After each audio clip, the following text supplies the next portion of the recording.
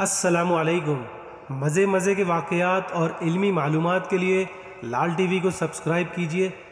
پیارے آقا صلی اللہ علیہ وسلم نے فرمایا کہ جس نے یہ کلمات لا الہ الا اللہ وحدہ لا شریک لہ لہ الملک ولہ الحمد وہو علی کل شیء قدیر، دن میں 100 بار کہے تو اس کا یہ عمل 10 غلام آزاد کرنے کے برابر ہوگا۔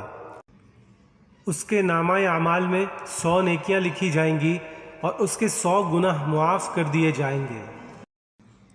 اور یہ کلمات اس دن شام تک شیطان سے اس کی حفاظت کریں گے، اور کوئی شخص اس سے بہتر عمل لے کر نہیں آئے گا مگر وہ جس نے اس سے زیادہ عمل کیا۔